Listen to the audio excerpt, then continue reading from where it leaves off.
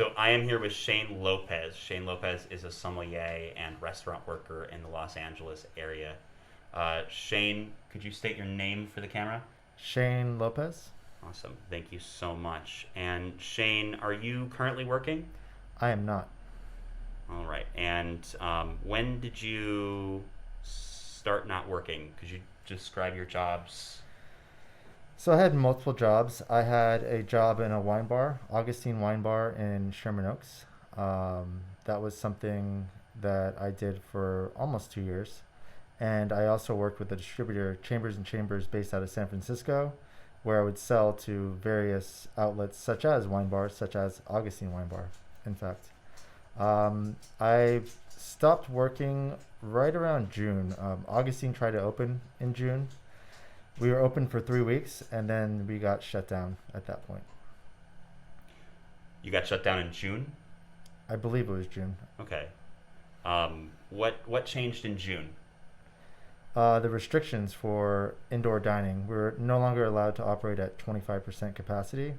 And due to the lack of space outside and the lack of a patio, we weren't able to make enough of a profit to make it worthwhile. Got it. So you said there were restrictions, so they in 25% occupancy. So you're talking about that was the time when they moved everything towards outdoor dining? Correct. Okay. Could you talk through, so Augustine doesn't have the availability for outdoor dining? They can do outdoor dining, but when we were open at 25% capacity indoors, we also tried to expand our patio. We worked with local businesses that were next door who allowed us to kind of encroach upon their outdoor space. And it wasn't profitable enough for us. We were pretty much breaking even for those 3 weeks. So taking away the 25% capacity indoors, the owners figured they would start to lose money at that point. Got it. And what have you been doing since then? I've been unemployed since then. So I've been taking care of my dog, cleaning the house, and just trying to keep myself generally occupied. So you are a sommelier. You're a certified sommelier with the Court of Master Sommeliers. Could you talk a little bit about what getting the certifications is like? The certification is a really grueling process. It's a 4-level process where you eventually end up in the masters if you pass the 4th level. The first level is pretty pedestrian if you are serious about wine, which I was, and as you are. It's pretty pedestrian, but it lets you know, like, hey, how serious do you want to be about this? The second level is a huge, gigantic leap of knowledge and expertise, which involves service, involves a blind tasting portion, and also involves a written portion. And you have to pass all 3 up to 70%, I believe, in order to get your certification. Got it. So it's a pretty intense certification process. Absolutely. Okay. Could you talk a little bit about your current life? Like, are you looking for work? Are you... I have been looking for work. Since we've gone into the new restrictions, I've stopped. I still am always looking at jobs. Even when I had a job, and even when I had 2 jobs, I would always look and kind of see what's out there. And there's been less and less really out there for my skill set. So you've lost hope for getting any jobs as far as the sommelier goes, as well as the restaurant business? I would say for at least the next 3 to 4 months. My distribution job, I don't believe that's coming back. And I believe I have many friends who have also lost those jobs. And for sommelier jobs, I think those are going to completely change coming back into this. You're going to see a lot of sommeliers have to do extra tasks that they weren't asked to before, and to really not be doing the job of a sommelier, but more the job of a manager. And could you talk through, so you're talking about probably thousands of study hours. You're talking about tasting groups, which is probably, at this point, probably hundreds of hours. So, I mean, you're certainly a certified professional who has no ability to work in that field.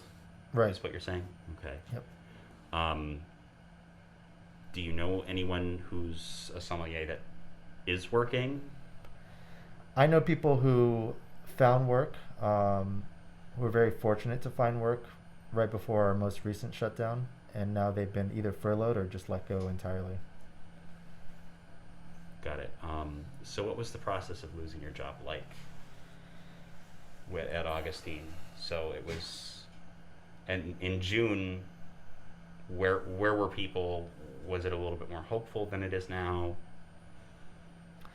I think there's a lot more unknowns, and now we have basically we know what's going to happen, and that's we're going to be shut down for the next 2 months, and that's outdoor dining before outdoor dining is allowed to open. So that means a place like Augustine won't open for probably 6 months would be the projection, because we can't really operate with just outdoor dining.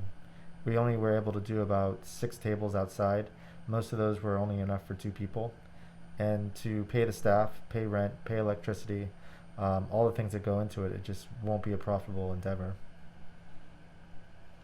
So how do you feel about the shutdowns generally? I mean, first, I guess we can talk about how do you feel about shutting things down? And then I guess I'd like to hear your opinions on how the shutdown was done. I mean, my wife is a very positive person, and I can be very cynical at times, and so I try to look at the positives of everything, but I also am a realist, and it doesn't really give me hope, and we've actually looked at moving to other states and other countries to kind of generate revenue. I feel like the shutdown was. I'm all for protection of the general public. I'm all about protection of the workers. I don't think it's worth it for someone to come to work and being endangering themselves. And I really commend healthcare workers on the front lines for doing that dangerous job every day. And I don't think it's necessary for someone making minimum wage, for example, at retail, to be there endangering themselves. With that being said, these restaurants invested thousands of dollars into creating an outdoor experience for the customer. They invested in heat lamps, they invested in carpeting, they invested in new tables, new chairs, all of it. And to not be given the opportunity to actually run their business and not go out of business and put food on their table, it's a gut punch. And it's not just, I don't think of myself alone in that situation, because I'm fortunate enough to have a wife who found work recently in the last month, which is going to hopefully carry us through. But it's really a gut punch to all my friends who've owned businesses, who've already taken out their initial loan, who've already spent their PPP money, and there's zero relief on the horizon, and zero possibility for them to really get things going again for their business. What would you like to see done as far as relief for restaurant workers?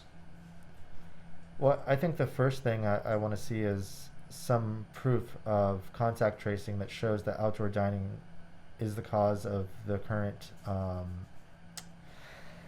outbreaks and the current increase. And I'm not saying it's not a contributor at all, but I think it's a very small percentage you'll find. And I think Barbara Ferrer has been really lax in her job, because these politicians want to look like they're doing something.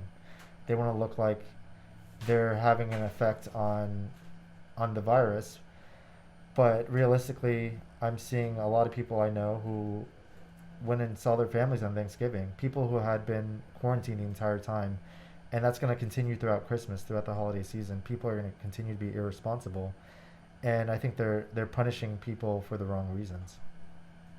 Sorry, I didn't answer your question at all. That's okay. That's still good. It's still good stuff. So, if we put you in charge of, let's say, the city health department, Please don't. right? But let's, I'm not qualified. I'm as qualified as Barbara Ferrer is, in my opinion. let's say we did. How would you change how things were done? I mean, I think the important part, and actually a judge in LA County Superior Court, he basically has given an ultimatum and given them a week to show the results of contact tracing and the data that supports the shutdown. Mm-hmm. I think we waited way too long to really ask for that. And now that it's affecting people, I think people are very distanced from coronavirus and its effects and how serious it really is. And until it affects them personally, they don't really want to take action. And so I'm noticing people in the restaurant industry getting louder and louder, and I feel like they should have been loud from the beginning, from the start of this.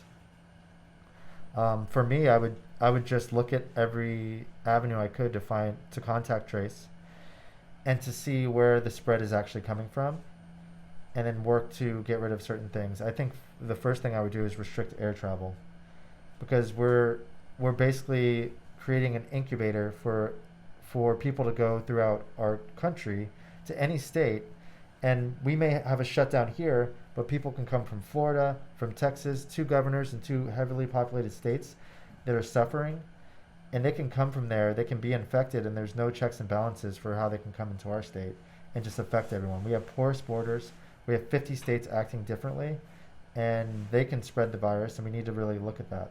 With circulated air too.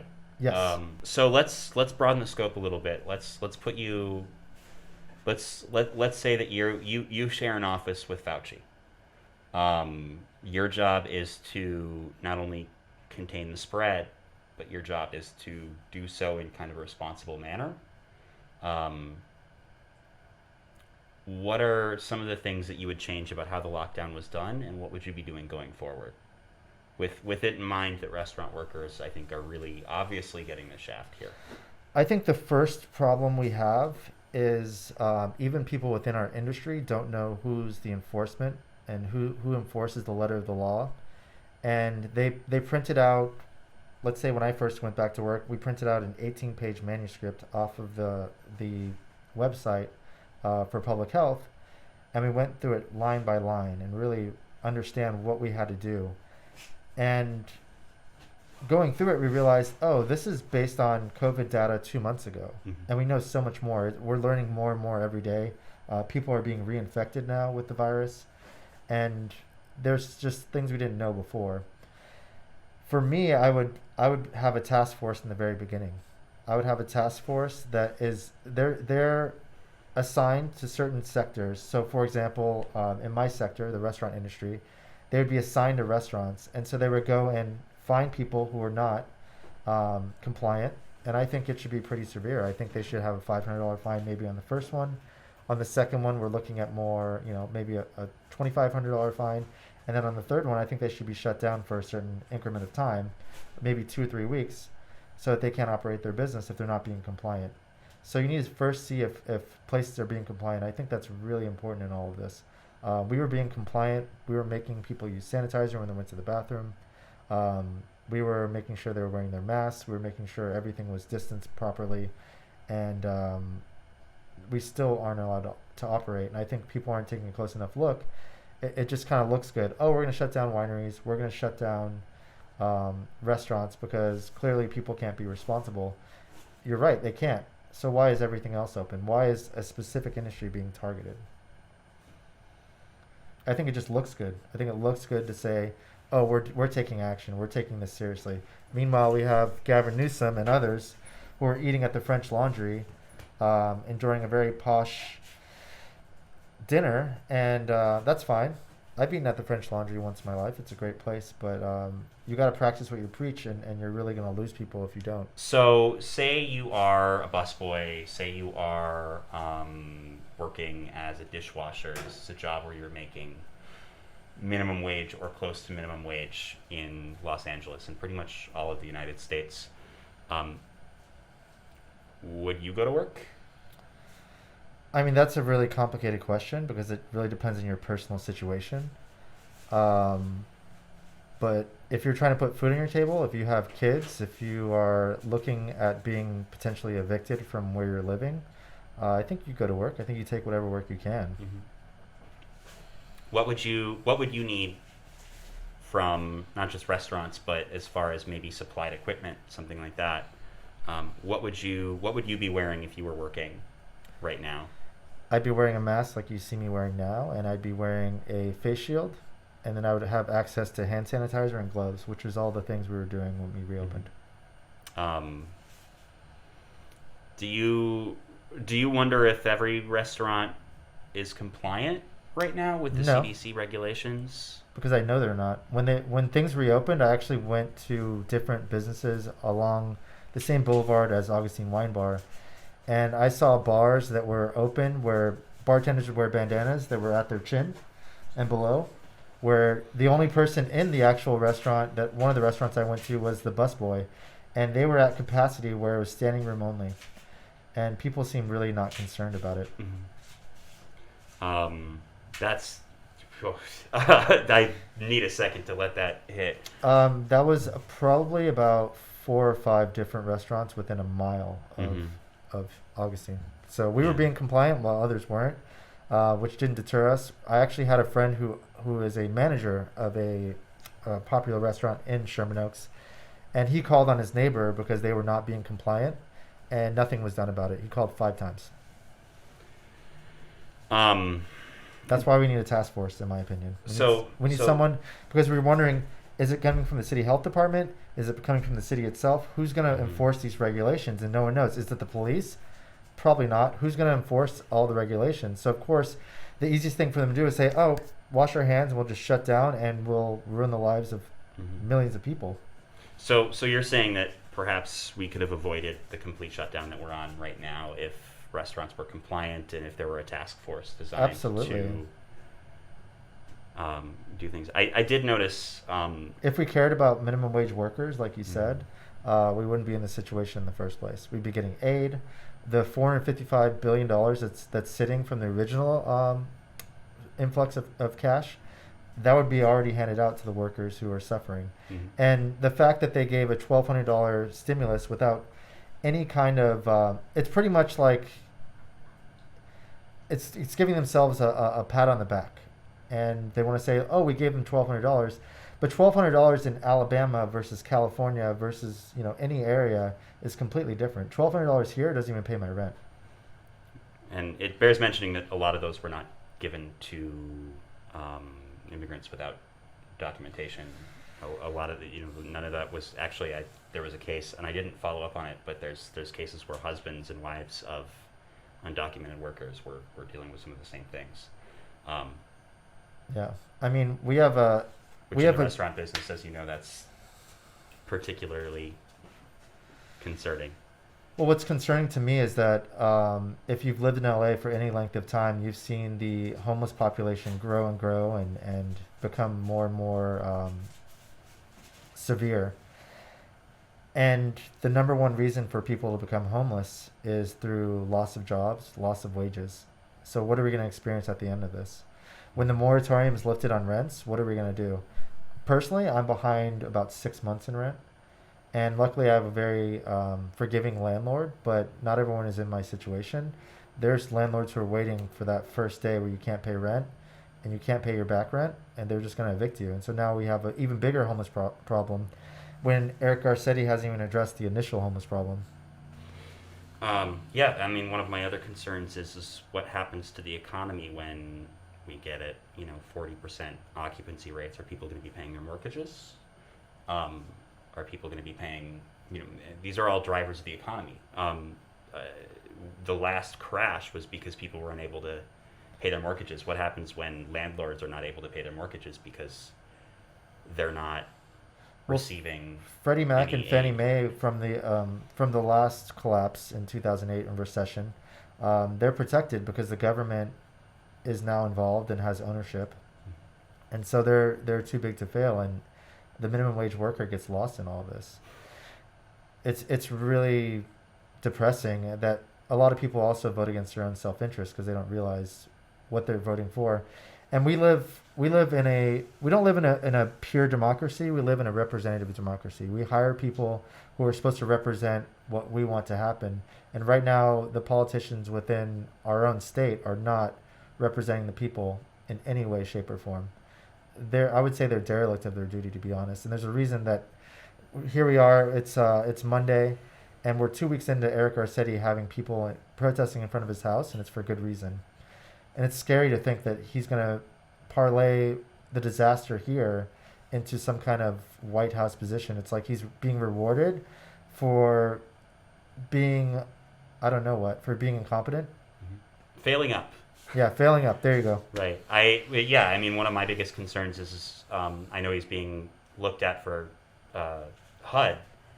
It's really frightening that. He was confirmed today, I believe, that he was going to get a position. Yeah, it's really frightening the idea of someone being in charge of housing and urban development who has had homelessness increase 80% under his under his reign, and that's before COVID. I think 80% is the number they put out there, but it's a could conceivably far greater. higher. It's a far greater number, because if we can't get a proper census on our overall population, how hard do you think it is to get a census on our homeless population?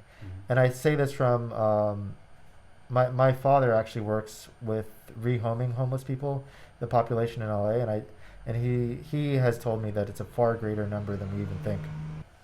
I'll give you something really sad. Yeah. Please. So Seattle, their headquarters for Amazon and Microsoft. So it drove up the cost of housing between, I think, 2007, 2017, right around that time. Their homeless population spiked. And basically the Seattle Student Council met and they said, okay, well, we're going to start charging a tax per employee. And for companies that make $20 million or more, they were going to charge $246 per employee. Good. Amazon, Microsoft fought that. They fought it tooth and nail. And what they did was they stopped building their skyscrapers up. So they wanted Seattle to kind of look ugly and have these unfinished projects. And so they pressured them and they said, well, we can deal with the homeless crisis. And so Jeff Bezos built this 8-story facility that, as they're looking at it, this is a couple years in, you can research it, they're finding that it's not even helping the homeless population, and we still have a housing crisis, and that's happening here. Yeah. So you mentioned earlier, looking at other countries, other nations, other states, things like that. I can't help but wonder when we're talking about other countries. Most of those have universal basic incomes that they're attaching to their fight against the coronavirus, and often healthcare as well. And healthcare as well. Is that factoring into your decision? 100%, 100% factoring in. I look at the loss of jobs. I look at the economy really kind of tanking and not working for the average working America. The American dream hasn't really been that. Wages have been stagnated since the 70s. In our industry, there's people who get paid $2 an hour, and then the tips are supposed to make up for that. It creates situations. They just did a study where it increased sexual harassment during the coronavirus, because these people are making less tips, and they are asked to basically be subservient to the few customers they do have, and it's created situations where there's been sexual harassment and abuse towards a lot of females. Even someone I know just told me a story that was pretty disturbing, because now they rely on those tips even more. They need every single tip because they're making half, maybe even less sometimes, than they were before previously.